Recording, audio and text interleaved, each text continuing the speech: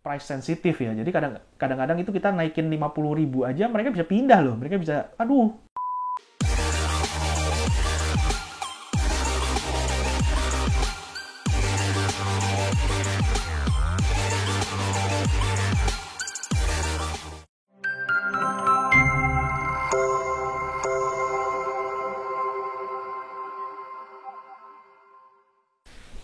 Halo teman-teman, kembali lagi ketemu dengan Andi di sini di channel King Kos si Raja Kos. Pada video hari ini saya akan membahas tentang posisi kos-kosan ya. Posisi kos-kosan itu orang berpikir bahwa kos-kosan itu harus berada di dekat kampus. Apakah itu betul? Nah, saya akan bahas di video saya ini. Saya punya kos itu sekarang 31 ya, total 31. Terus dulu hampir 40 karena udah dijual-jualin, udah laku-laku, sekarang tinggal 31. Nah, di situ kos-kosan saya itu ada yang bener-bener deket dengan kampus, bahkan nempel di belakang kampusnya. Ada yang agak jauh, ada yang di kota tapi nggak deket kampus. Ada juga yang deket perkantoran maupun deket kampus gitu. Jadi hybrid ya, kombinasi gitu marketnya. Nah, kalau teman-teman tanya, hasilnya gimana antara yang dekat kampus sama yang enggak gitu. Ini pengalaman saya loh ya. Pengalaman saya itu belum tentu sama dengan pengalaman teman-teman yang lain. Pengalaman saya belum tentu 100% betul dan bisa diterapkan dimanapun. Tapi ini saya sharing pengalaman saya.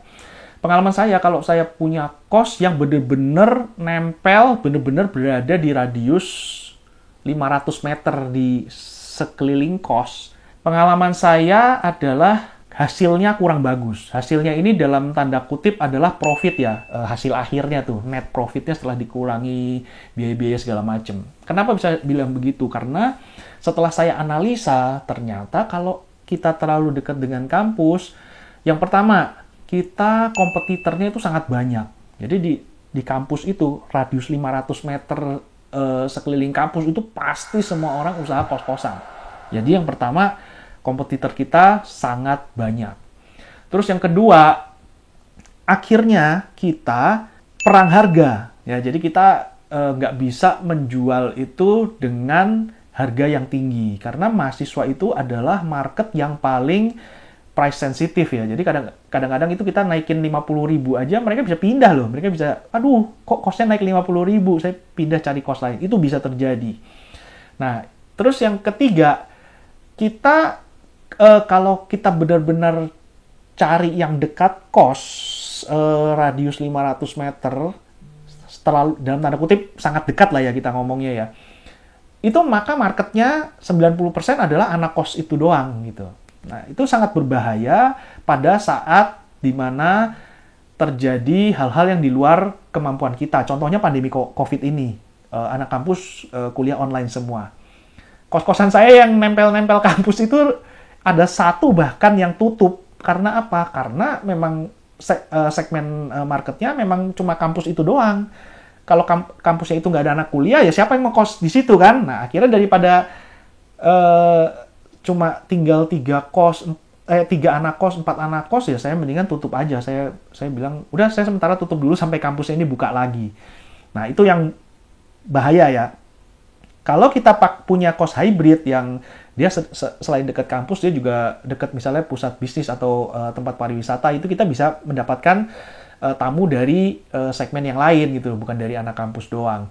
Nah, terus seperti pandemi COVID ini misalnya, contoh lain, kan kita sering terjadi ya, kita sering melihat bahwa kampus tersebut memindahkan lokasi kampusnya itu ke tempat yang lebih besar gitu ya. Kadang-kadang kan oh ini mahasiswanya udah terlalu banyak, terus kampusnya udah terlalu kuno, terlalu tua. Akhirnya mereka membangun suatu kampus baru yang lebih bagus, lebih besar, dan mahasiswanya itu rata-rata dipindahin ke sana semua.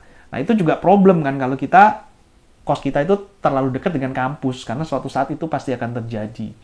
Nah, jadi kalau mindset yang selama ini bilang bahwa kita kalau mau buka kos harus di dekat kampus, ya saya tidak sepenuhnya setuju sih ya. Ya bisa iya, bisa tidak. Iyanya itu kalau memang kita kalau dekat kampus tuh memang lebih jelas ya, lebih jelas segmen marketnya lebih jelas. Terus setiap tahun ajaran baru itu pasti banyak yang nyari kos, jadi kita lebih gampang lah untuk mendapatkan anak kos.